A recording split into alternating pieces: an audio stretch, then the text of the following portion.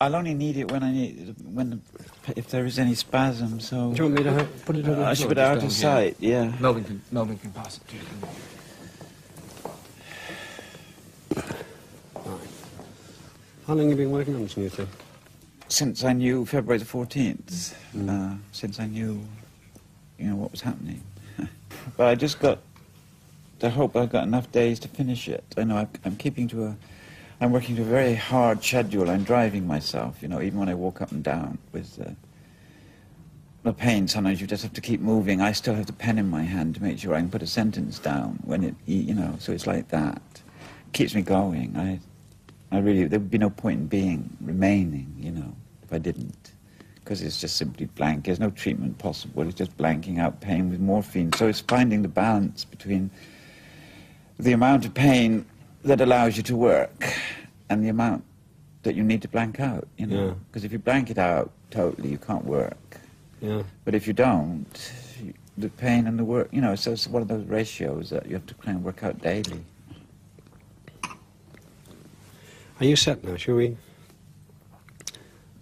How did you and when did you find out that you'd got this cancer? Well, I knew for sure on St. Valentine's Day. Like a little gift, little kiss from somebody or something. I had a lot of pain before then. And there was a quite accidental sort of misdiagnosis of a condition in London. Here when I was on the wing on something, and an assumption being made that initially it was an ulcer or then a spastic colon and all that sort of thing.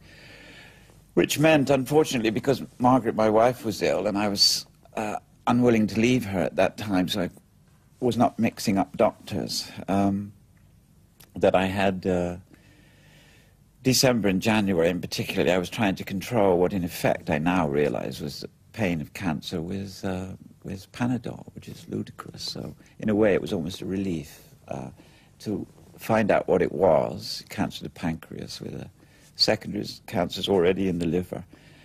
And the knowledge that it can't be treated, is neither chemotherapy nor surgery are appropriate. It's just simply analgesic care until you, good night Vienna, as they say in football, I believe nowadays. And I've been working since then, flat out, at strange hours, because I'm done in the evenings, mostly because of the morphine. Also, the pain is very energy sapping. But I do find that I can be at my desk at 5 o'clock in the morning, and I'm keeping to a schedule of pages, and I will and do meet that schedule every day. I had to attend to my affairs as well. I remember reading that phrase when I was a kid, that he had time to attend to his affairs. But what it did give me also is, as a child, without question, I know for a fact, and there's no argument about this, that I was a coward, physical coward. And often, I'm really cripplingly shy person, actually. I hate new situations, new people, with almost a dread. Those two consequences in your adult life can really create serious wrong impressions of yourself to yourself and of yourself to other people, because you try and compensate for what you know. A, you're a coward, B, you're shy. So that can lead to aggression and a sort of the reverse of shy, the arrogance, if you like, because you're wearing it like a cloak in order to get through that particular. But to let that drop and find out that, in fact, at the last, thank God, you're not actually a coward, and that I haven't shed a tear since I knew. I grieve for my family and friends who know me closest, obviously, and they're going through it, in a sense, more than I am, But I discover also what you always know to be true, but you never know it until you know it. If you follow, sorry, my voice is echoing in my head for some reason. I think it was actually to you that I remember Martin Amis saying something about you reach 40s, your 40s or in middle age, and nobody ever tells you, nobody's ever told you, you know, what it's like. But it's the same about knowing about death. We're the one animal that knows we're going to die, and yet we carry on, you know, paying our mortgages, doing our jobs, moving about, behaving as though there's eternity in a sense.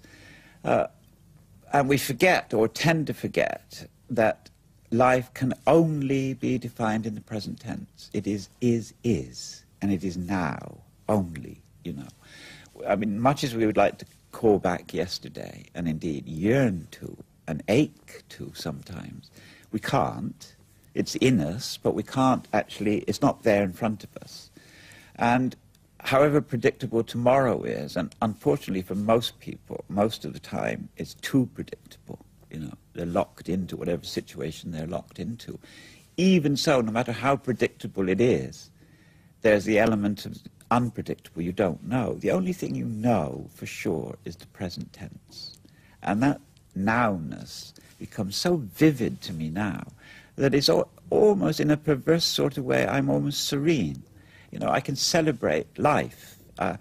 Below my window in Ross, when I'm working in Ross, for example, there now at this season, the blossom is out in full now there in the west early. There's a plum tree. It looks like apple blossom, but it's white.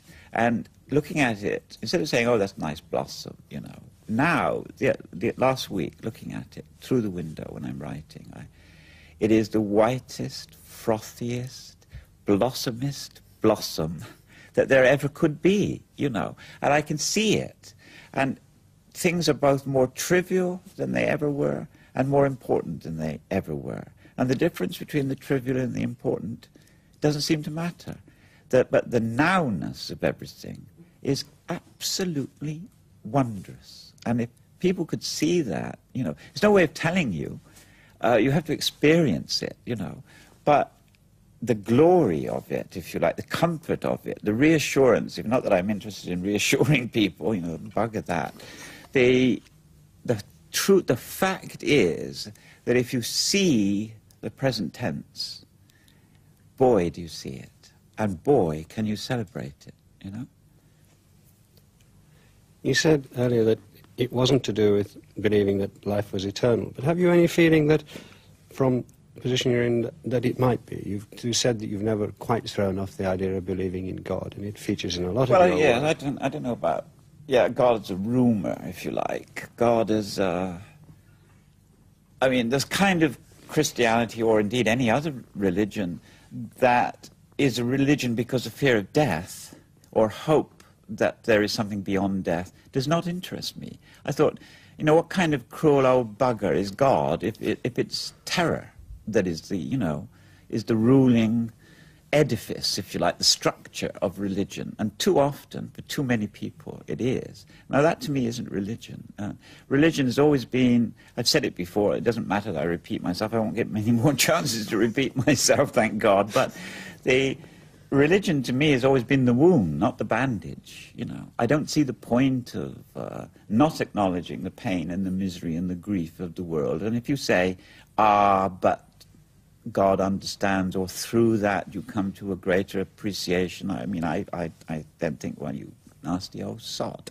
You know, if that's God, that's not God, that's not my God, that's not how I see God. I see God in us, or with us, if I see at all, is some shreds and particles and rumours, some knowledge that we have, some feeling why we sing and dance and act, why we paint, why we love, why we make art, you know. All the things that separate us from the purely animal in us are palpably there. And you can call them what you like, and you can theologize about them, and you can build great structures of belief about them. The fact is they are there, and I have no means of knowing whether that there-ness, in some sense, doesn't cling to what I call me.